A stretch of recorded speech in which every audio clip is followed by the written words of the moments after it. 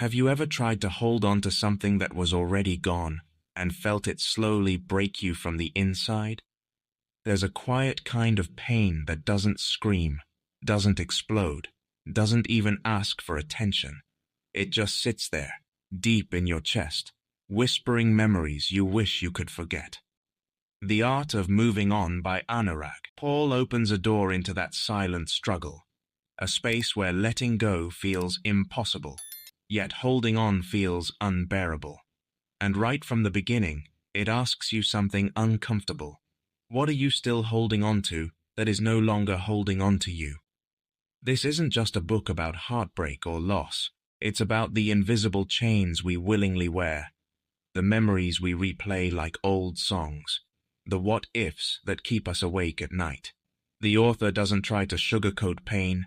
Instead, he brings you face to face with it, because the truth is harsh but liberating. You cannot heal in the same place that broke you. The narrative pulls you into a deeply personal reflection, almost like someone sitting beside you, speaking truths you've been avoiding. It reminds you that moving on is not a single decision. It's a series of small, painful choices. Choosing not to check that message, choosing not to revisit that memory, choosing yourself again and again, even when it feels unnatural. There's a powerful idea introduced early on, the difference between missing someone and needing them. The two feel similar, but they are worlds apart. Missing is human. It's natural. It means you experienced something real. But needing is where you lose yourself. When your happiness becomes dependent on someone else's presence, their absence doesn't just hurt, it destroys. And here's where the tension builds. Why do we keep holding on, even when we know it's hurting us? The book suggests something deeply unsettling. We don't hold on because of love. We hold on because of fear. Fear of being alone. Fear of starting over. Fear that we might never feel the same way again. So instead of stepping into the unknown, we stay stuck in a familiar pain. The author introduces a bold and almost rebellious thought. Letting go is not losing something. It's making space for something better. And yet it doesn't feel that way, does it? Letting go feels like failure, like giving up, like admitting that something you once believed in didn't last. But here's the twist. The book gently shifts your perspective. What if moving on isn't about forgetting? What if it's about remembering differently? Not as something you lost, but as something that shaped you, something that taught you what you deserve and what you don't. There's also a subtle but powerful emotional hook woven throughout: self-worth. The idea that maybe, just maybe, the reason you're struggling to move on isn't because they were so special, but because you forgot how valuable you are. When you place someone above yourself, losing them feels like losing your entire world. And that realization hits hard, because it forces you to confront a question most people avoid. Were you in love with them? Or were you in love with how they made you feel about yourself? You can't skip the pain. You can't fast forward healing. You have to sit with it, understand it, and slowly, patiently release it. There's a line that echoes like a quiet truth. Sometimes, the closure you seek from others is the closure you need to give yourself. And in that moment, the narrative shifts from dependence to empowerment. Because maybe the person you're waiting for, the apology you're hoping for, the explanation you think you need, may never come. And if your healing depends on it, you'll stay stuck forever. So the real journey begins not when they leave, but when you decide to stop chasing what's already gone. And that's where the art begins. There comes a moment, quiet, almost unnoticeable, when you realize the pain has changed. It's no longer sharp and overwhelming. Instead, it becomes heavy, like something you've been carrying for too long. And that's where The Art of Moving On gently shifts its tone. It stops asking you to just feel and starts asking you to understand. Pain, as the book suggests, is not your enemy. It's your teacher. But here's the uncomfortable truth. Most of us never learn from it. We distract ourselves, bury it, deny it, or worse, we romanticize it. We turn our wounds into stories of loyalty, convincing ourselves that holding on makes us strong. But does it really? Or does it simply keep us stuck in a version of ourselves that no longer exists? The author dives deep into this illusion, the idea that time alone heals everything. You've probably heard it before, just give it time. But the book challenges that belief with a bold and striking realization. Time doesn't heal, awareness does. You can spend years missing someone, replaying the same memories, holding on to the same emotions, and nothing changes. Because healing is not about the passing of days, it's about what you do with them. And that leads to a powerful question. Are you healing, or are you just getting used to the pain? That question lingers. It creates tension. Because if you're honest with yourself, you'll realize that sometimes you're not moving on. You're just learning how to live with the emptiness, and the book refuses to let you settle for that. It introduces the idea of emotional responsibility, a concept many people avoid. We often blame others for how we feel. They hurt me, they left me, they broke me. And while those things may be true, the book pushes you to look deeper, because holding someone else responsible for your healing gives them control over your life long after they're gone. Your healing is your responsibility, not theirs. That doesn't mean what happened didn't matter. It doesn't mean your pain isn't valid. It simply means that waiting for someone else to fix it will only delay your growth. You don't need their apology to move forward. You don't need their return to feel complete. What you need is yourself. But this is where it gets difficult. Because taking responsibility means letting go of the story you've been telling yourself. The story where you're the victim, where everything was perfect until they ruined it. It means accepting that maybe, just maybe, there were signs you ignored, boundaries you didn't set, red flags you chose not to see. And that realization can feel like a second heartbreak. But it's also where your power begins. The book carefully explains that moving on is not about erasing the past. It's about rewriting your relationship with it. Instead of asking, "Why did this happen to me?" you begin to ask, "What is this trying to teach me?" And that small shift changes everything. Because suddenly, you're no longer stuck. You're growing. There's also a deeply emotional layer added here. The idea of identity. When you lose someone, you don't just lose them. You lose the version of yourself that existed with them. The routines, the conversations, the future you imagined, it all disappears. And that's why moving on feels so confusing. You're not just finding a way to live without them. You're trying to figure out who you are without them. And that can be terrifying. But the author reframes it in a powerful way. This is not the end of your story. It's the beginning of rediscovering yourself. The person you were before them, the person you became with them, and the person you are now. These are all parts of your journey, not definitions of your worth. Still, the process isn't linear. Some days you feel strong. Other days, a single memory pulls you back. A song, a place, a random thought, and suddenly it feels like you're starting all over again. And that's where the book offers a comforting truth. Healing is messy. It doesn't follow a straight path. It loops, it pauses, it even goes backwards sometimes. But that doesn't mean you're failing. It means you're human. And every time you choose not to go back to what broke you, you're making progress, even if it doesn't feel like it. There's a quiet but powerful line that captures this perfectly. Moving on doesn't mean you no longer care. It means you finally care about yourself more. And that's the turning point. Because for the first time, the focus shifts completely from them to you. Not in a selfish way, but in a necessary one. You begin to rebuild, slowly, carefully. You start creating a life that isn't dependent on someone else's presence. You learn to sit with yourself without feeling empty. You find peace in your own company. And maybe, just maybe, you begin to realize something unexpected.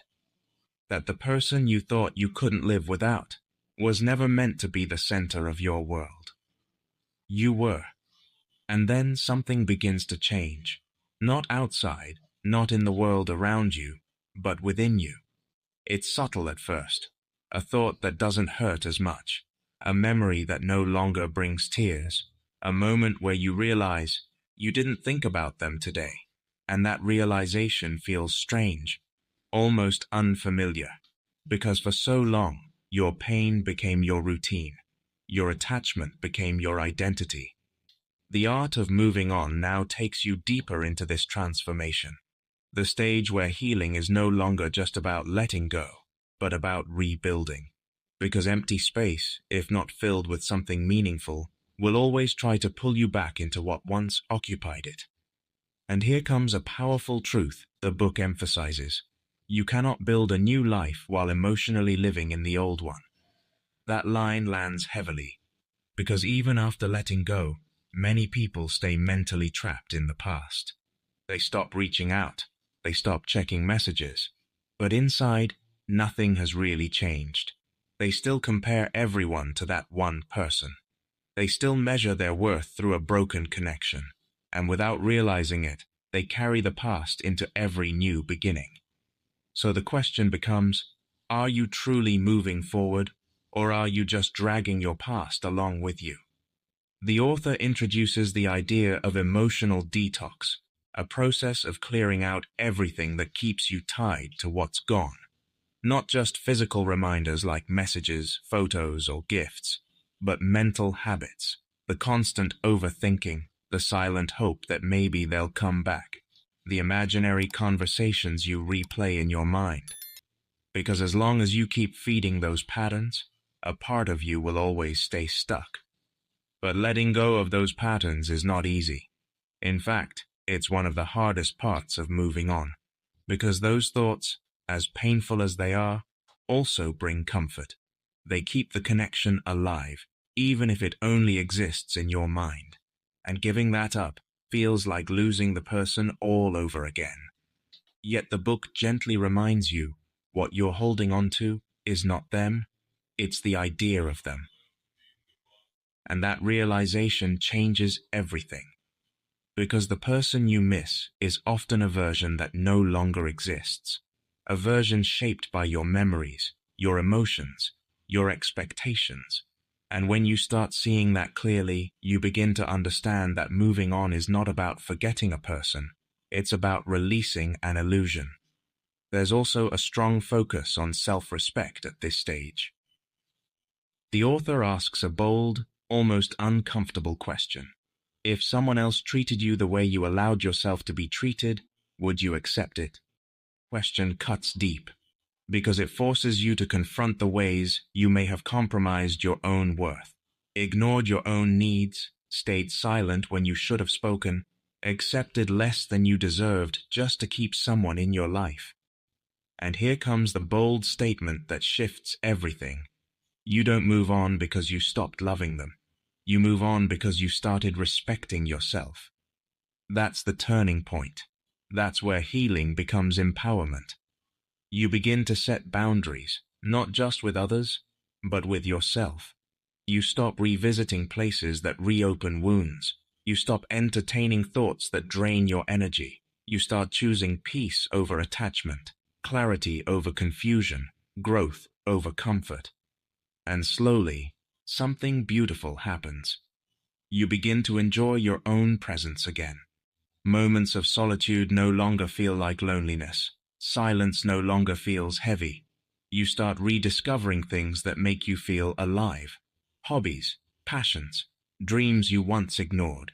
You rebuild your world, not around someone else, but around yourself. But even in this stage, the book doesn't pretend that everything becomes perfect. There are still moments of doubt, days when you wonder if you made the right decision, nights when memories return without warning, but the difference now is powerful. You no longer lose yourself in them. You feel them, and you let them pass. That's growth. The narrative introduces a quiet but powerful realization. Healing doesn't mean the pain disappears. It means the pain no longer controls you. And that's freedom. Because for the first time, your emotions don't dictate your actions. You're no longer reacting out of habit or attachment. You're choosing consciously, living intentionally. And that sense of control, of ownership over your own life, is something no one can take away from you. There's also a shift in perspective when it comes to love itself. You stop seeing love as something you lost and start seeing it as something you experienced, something that came into your life, taught you lessons, and then left when its purpose was fulfilled. And instead of asking, why did it end? You begin to ask, what did it give me?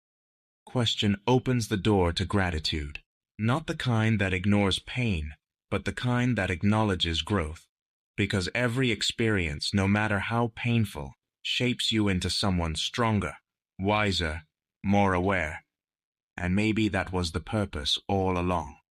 To break you, not so you could stay broken, but so you could rebuild yourself in a way that is stronger than before. And as you stand in this new version of yourself, more grounded, more self-aware, more at peace, you begin to understand something that once felt impossible. Moving on was never about losing them. It was about finding you. And finally, you arrive at a place you once thought you'd never reach. A place where the past no longer has a hold on you. Not because you erased it, not because it didn't matter, but because it no longer defines you.